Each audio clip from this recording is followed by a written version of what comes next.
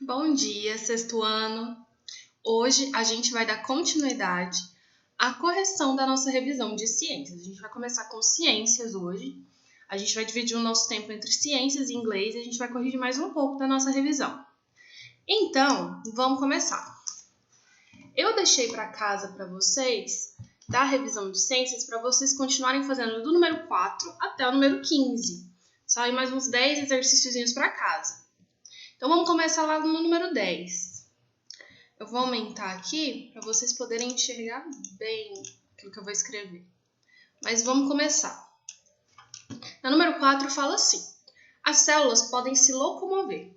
De acordo com essa afirmação, explique através de qual estrutura a célula pode realizar movimentos. Então vamos lá, a gente está falando de movimentação. Então a gente ainda está falando das estruturas que compõem a célula. A gente viu isso na unidade 6, no capítulo 6 do nosso livro. Então vamos lá. A estrutura, essas estruturas que realizam movimentos são os cílios e os flagelos. Os cílios e os flagelos, eles são formados pelos centríolos. Lembram? Lá na página 87, estejam com o livro aí para acompanhar. A gente fala um pouquinho das características gerais da célula e a gente entra nesse assunto de que sim, elas podem se locomover. E tem uma estrutura, uma organela, que é responsável por formar essas estruturas de locomoção, que são os cílios e os flagelos. Os cílios, eles são mais numerosos, como se fossem vários cílios ao redor da célula, para fazer um movimento como se fosse um de pêndulo. E aí, esse balanço do pêndulo faz com que a célula se movimente no espaço, né, onde ela está. Já o flagelo, ele é geralmente em menor quantidade e ele faz um movimento, vou olhar o nome do movimento que ele faz. Ele faz um movimento chamado de ondulatório, é como se ele fosse formando umas ondinhas assim. Aí o flagelo, ele é mais longo e ele faz esse movimento. E aí com esse movimento ele consegue se locomover. Mas vamos lá, de acordo com a formação, através de qual estrutura a célula pode realizar movimentos? Através de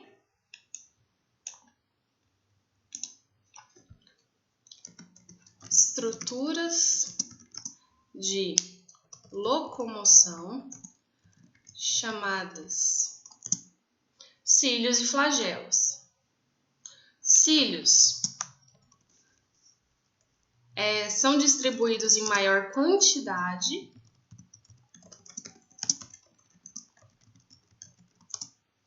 e fazem um movimento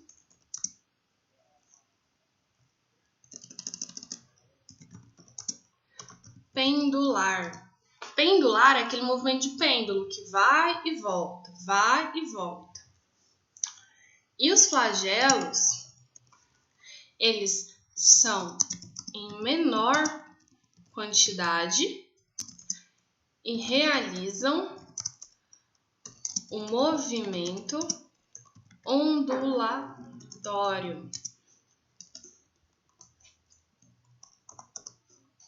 Então vamos lá, a gente já sabe que estruturas são essas, quem forma essas estruturas e as principais características delas. Então, quem forma os centríolos, que estruturas são essas? Os cílios e os flagelos, e suas principais características são a forma como elas se apresentam e o tipo de movimento que elas fazem, que foi o que a gente colocou aí agora. Então vamos para o número 5. A carioteca é o nome dado à membrana que reveste material genético, formando o núcleo. Qual a importância do núcleo para a célula e qual a sua composição? A gente sempre fala que o núcleo é como se fosse o centro de controle da célula. Ele tem todas as informações que a célula precisa e é ele que comanda todas as ações que a célula e suas organelas vão fazer. Então, ele é como se fosse o nosso cérebro, só que em uma menor escala para controlar só uma célula. Então, a sua importância está exatamente nisso. Então, por que ela é importante? Vamos lá, vamos colocar de vermelho para ficar diferente.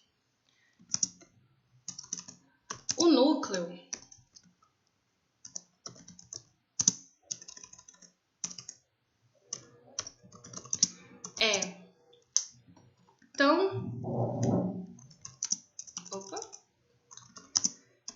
importante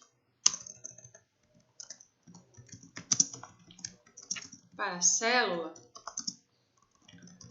porque ele é o centro de controle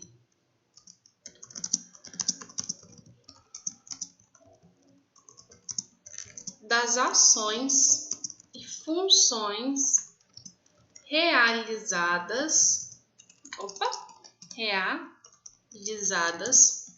pela célula. Então, essas duas frases, elas resumem bastante o que o núcleo representa. Ele representa como se fosse, né, como eu falei, um cérebro. Se o núcleo não tivesse na célula, a célula não saberia o que fazer. Por isso ele é tão importante. O núcleo ele pode ser composto, né, por DNA ou por RNA. São os ácidos ribonucleicos ou os ácidos desoxirribonucleicos, que vão formar as cadeias, né, vão formar as cadeias genéticas que vão conter toda a informação necessária para a sobrevivência da célula. Então, qual a sua composição? Sua composição pode ser de DNA ou RNA. Então, vamos lá. Vamos aqui só relembrar as partes do núcleo. Aqui, se vocês quiserem acompanhar, eu tô lá na página 99 do livro. Mas as partes do núcleo, a estrutura do núcleo, é a carioteca, né, que é a membrana que reveste o núcleo, a própria cromatina.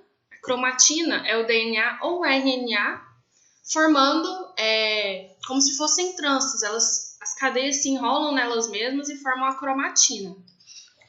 Também tem o nucleolo e a cariolinfa. O nucleolo é uma região menor ainda que está localizado dentro do núcleo, que tem um DNA, um código genético especializado em fazer ribossomos. Então, o nucleolo é muito importante porque os ribossomos, a gente já vai ver e viu já nos nossos estudos, que eles são muito importantes para a célula. E também a cariolinfa, que é o citoplasma que está dentro do núcleo. O citoplasma que está dentro do núcleo, a gente dá o nome de cariolinfa, porque ele está dentro da carioteca. E o citoplasma que está na célula fora, né, do núcleo, a gente chama de citoplasma, citosol. Mas vamos passar então para número 6. Existem dois tipos de retículo endoplasmático. O que diferencia os dois e quais as suas funções? Vamos lá. O que diferencia os dois retículos? Vou colocar aqui. Os dois retículos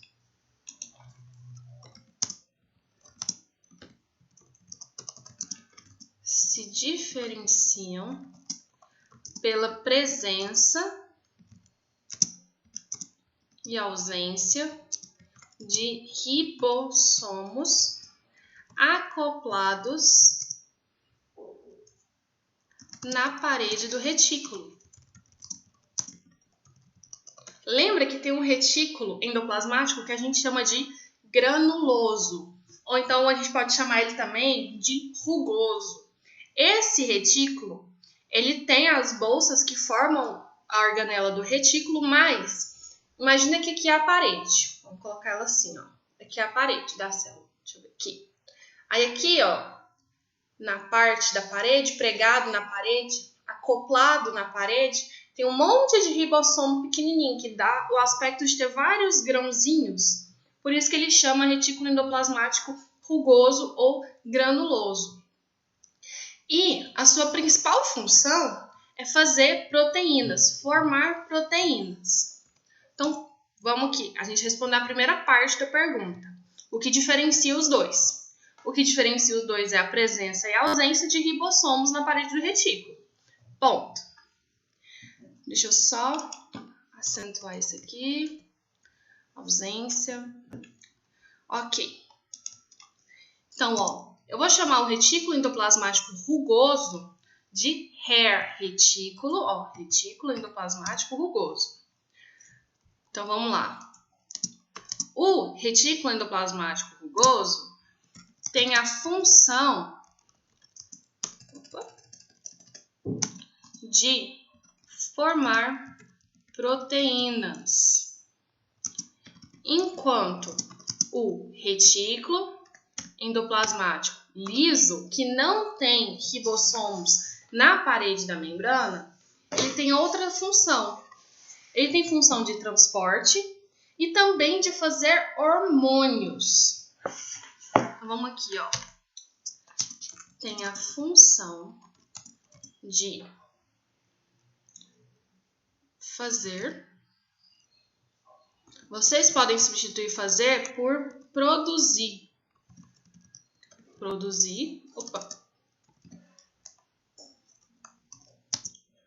Hormônios.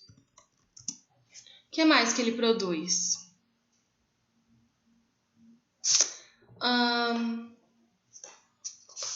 Deixa eu olhar aqui.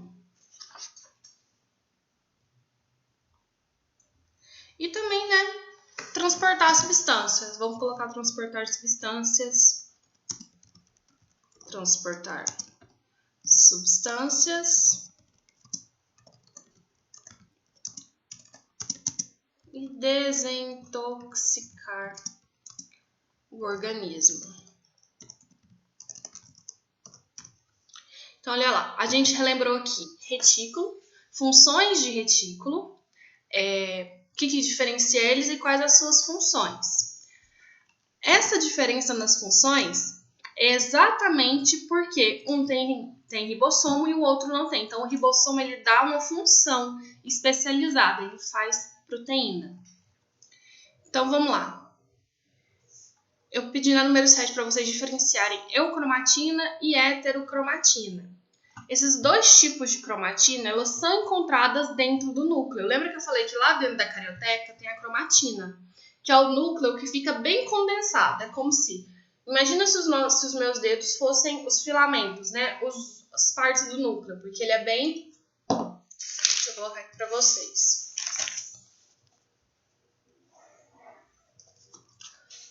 Dá para ver o círculo? O núcleo ele tem regiões em que ele está menos condensado, porque ó, quando está muito condensado, ele fica assim, ó, bem pequenininho. E ele tem regiões em que ele está mais condensado. A região da eucromática, ela é a região que está menos condensada, quer dizer que os fios de DNA estão menos embaraçados, menos emaranhados entre eles. Então, na eucromatina, diferenciam eucromatina de heterocromatina. Na heterocromatina é o contrário. Os fios de DNA, os filamentos de DNA, estão muito mais embaraçados entre eles, formando um bolão, que não dá para você diferenciar muito o que é ali, porque eles estão muito condensados, eles estão muito juntinhos uns dos outros. Então, o que diferencia essas duas formas é o nível de condensação do DNA. Vou colocar do material genético porque ele pode ser tanto DNA quanto RNA.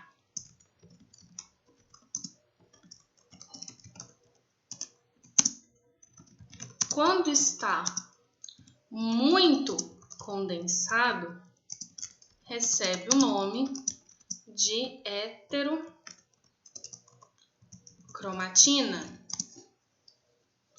E quando está pouco condensado, recebe o nome de eucromatina. Uma coisa que vai ajudar muito vocês a lembrar que é porque a eucromatina começa com eu, não é? Isso não é à toa. A eucromatina, por estar menos condensada, ela é mais fácil de ser lida. Então, a eucromatina geralmente é a parte ativa do núcleo, enquanto a heterocromatina não, ela é menos ativa. Vamos para o número 8. Existem algumas organelas que são características de células vegetais e não estão presentes na célula animal. Organelas, né? Quais organelas são e quais as suas funções? A gente viu 3 principais organelas, que estão presentes na célula animal e não estão presentes na célula que estão presentes na célula vegetal e não na célula animal. Vou nomear elas aqui para vocês. A gente tem a parede celular,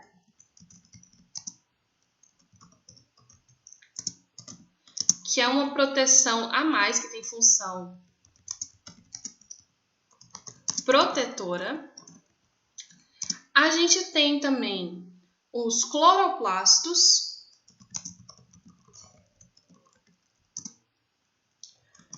que tem função de realizar a respiração através... Respiração não. A produção de energia através da fotossíntese. Essa é a principal função deles. E a gente tem o vacúolo. Existem vacúolos em algumas células animais, mas eles são mais característicos das células vegetais. E os vacúolos, eles têm função de armazenar substâncias.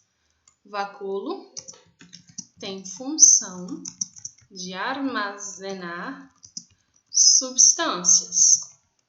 Aí depende, deixa eu só escrever.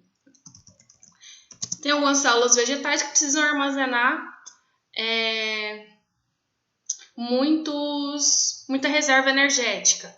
O vacúolo vai ser o local onde ela se armazena, porque todas as outras organelas vão estar ocupadas fazendo outras coisas. Então, a gente tem um vacúolo, tem a função de armazenamento. Vamos para o 9. O lisossomo é o estômago da célula. Justifique essa afirmação. Então, a gente vai fazer essa aqui por último hoje, porque não vai dar tempo da gente fazer até a 11. Mas o lisossomo, ele é o estômago da célula, porque no interior da organela do lisossomo existem várias enzimas que são próprias para a digestão. Por isso que ele é chamado de estômago da célula. Aqui, vamos colocar aqui.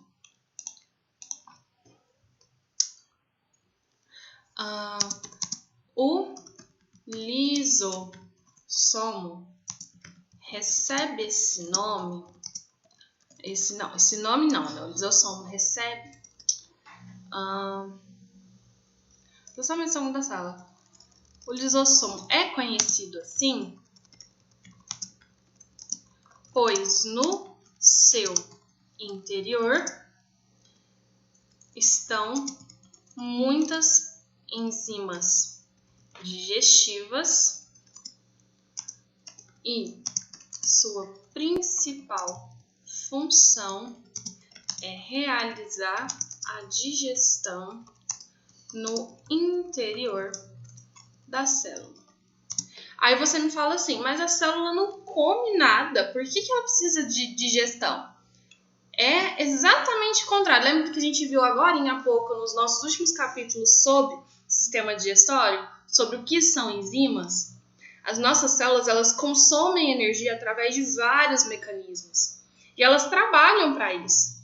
Então, elas são como se fosse um pequeno corpo. Elas respiram, elas fazem digestão, elas precisam de tudo isso para se manter vivas e sobreviver. Mas vamos lá, deixa eu colocar isso aqui de vermelho para diferenciar da pergunta. E para casa, eu vou deixar para vocês da questão 16, porque eu tinha pedido até o 15, né? Aí eu vou deixar para casa para vocês do 16 até o 30, porque na aula que vem a gente tem mais tempo para realizar essa correção. E a gente se vê na segunda-feira. Agora, né, a gente vai dar início à correção, continuar, né, a correção da nossa revisão de inglês. Então, vamos lá. A gente tinha parado na número 7, para vocês transformarem as afirmações do exercício 5 na sua forma negativa. Eu lembro que eu falei para vocês a diferença de usar are not ou querer usar a forma contracta, né, que é o aren't. Vamos ver como é que a gente faz isso nas próximas afirmativas. Então, a letra B diz assim: He is my neighbor. Ele é o meu vizinho.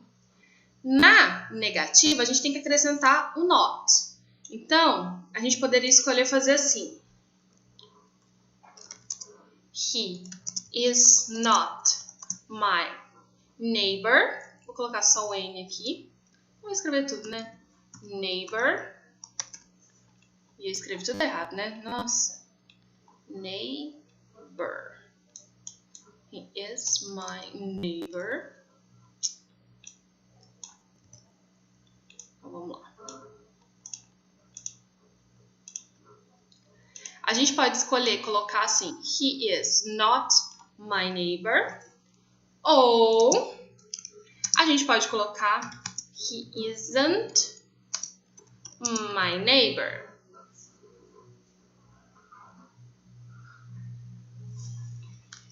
Vamos agora para a letra C, né? Na C diz o seguinte.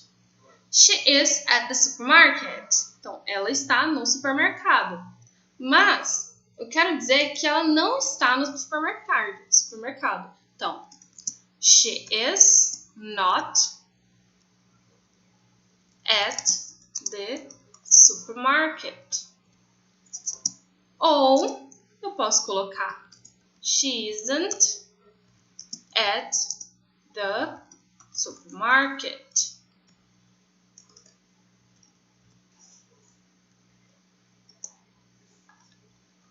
Vamos lá. Na D, the dog is outside. Aqui eu vou escolher fazer com a forma contraída, que é o isn't. The dog isn't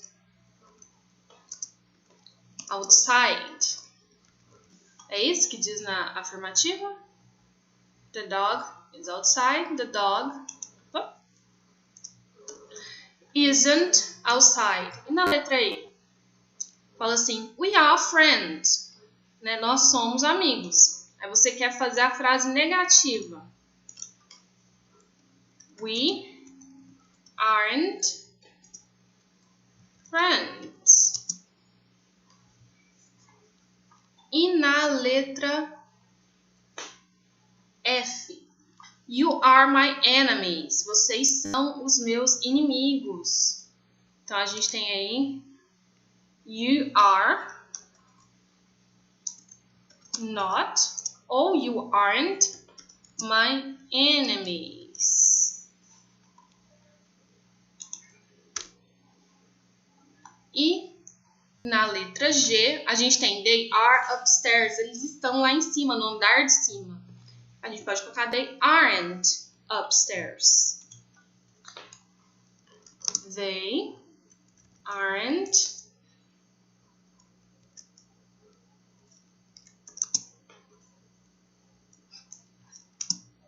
upstairs. So, they aren't upstairs. Deixa eu só limpar essas linhas aqui, que elas não são necessárias. Vai só até a letra G, né? A gente vem, coloca de vermelho pra...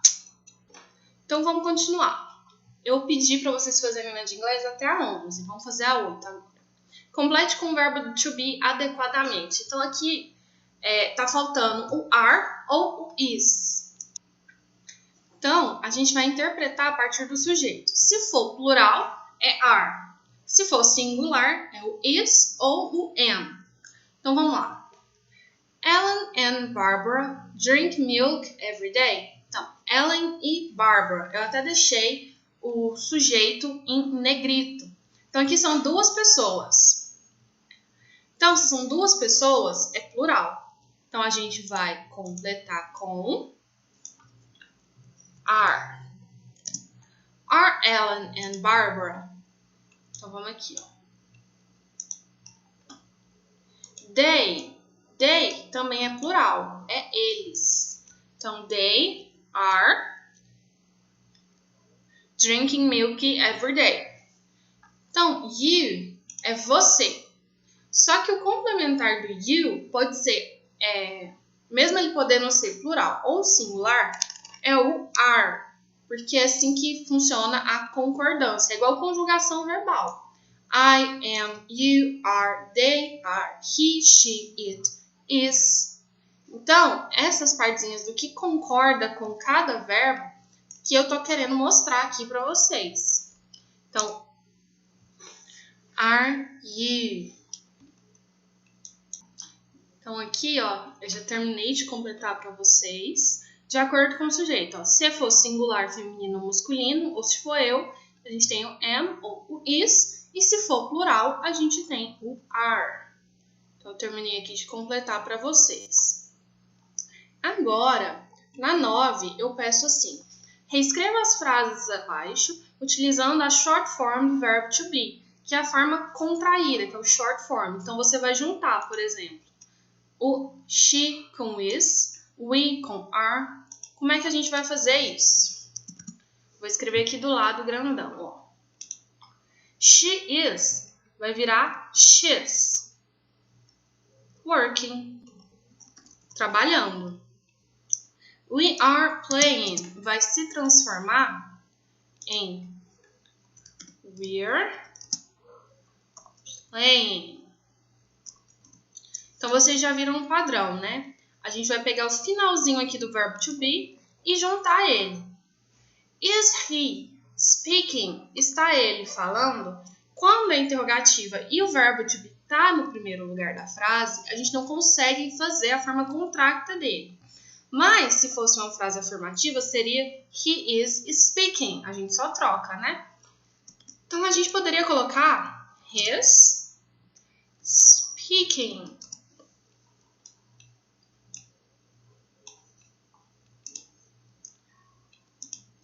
It is not working. Aqui, você poderia colocar o it is not working, por exemplo.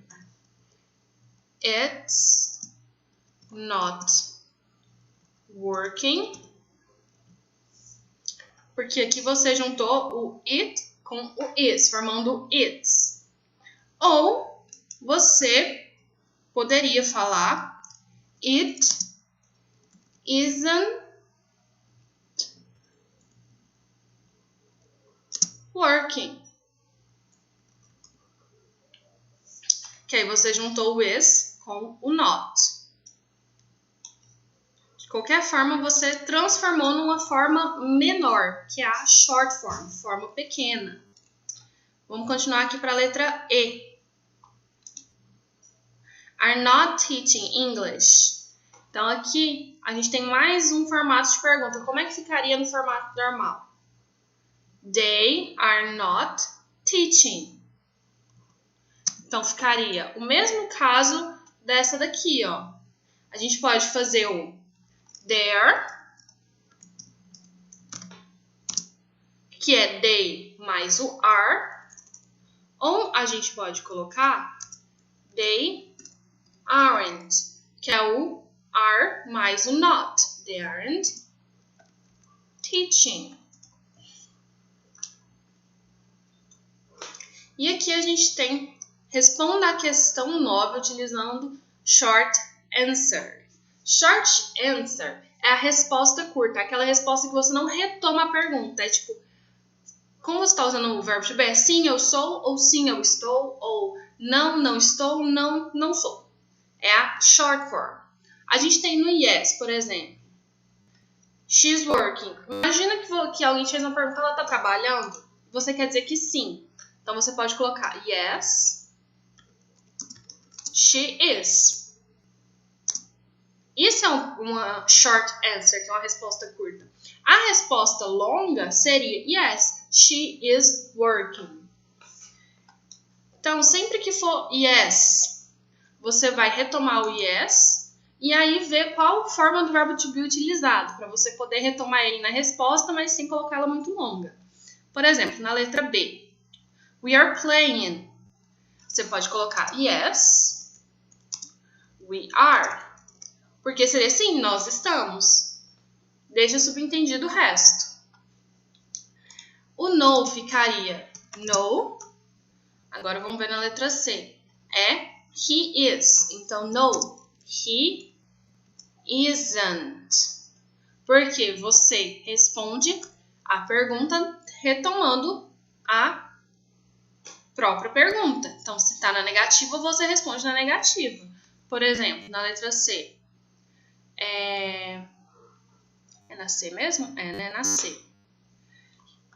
Eu falo que ele está falando. Is he speaking? Ele está falando? Aí você fala, não, ele não está. A letra D vai funcionar de forma semelhante. Olha. It is not working. No, it isn't. Ou você pode escrever também no, it is not. E na letra E, a gente tem... Are they teaching? Eles estão ensinando? Yes, they are. Yes, they are. Essa é a resposta curta, a resposta que você não fica retomando o enunciado. Você só usa o verbo to be para confirmar ou negar aquela informação. Aqui eu peço para vocês escreverem por extenso as horas em inglês. Lembra que a gente tinha olhado lá de acordo com o relógio? Então, olha, eu vou fazer assim e vai aparecer tudo concluído, ó. E olha só, tudo pronto. Aqui eu dei as duas opções. Por exemplo, de acordo com o relógio. Olha, o pequeno ponteiro está no 9 e o grande está no 50. Então, até vou colocar aqui sublinhado. Nessa primeira opção, eu escrevi na nossa forma comum, que é a forma como a gente fala. It's 9 and 55 minutes. São 9 e 55 minutos.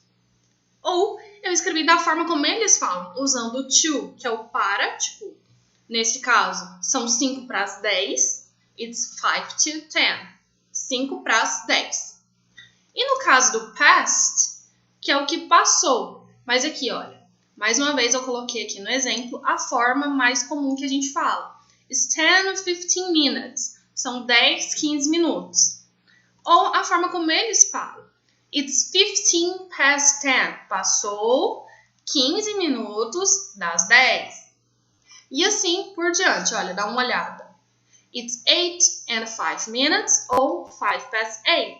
E assim por diante em todos os reloginhos. Aqui, ó. Se vocês quiserem pausar para copiar essa correção, aqui está a primeira metade. Aqui está a segunda metade. Tá bom? A gente se vê então na nossa segunda-feira para continuar fazendo a correção. E eu vou mandar na sala virtual quais exercícios são para serem realizados para a próxima aula.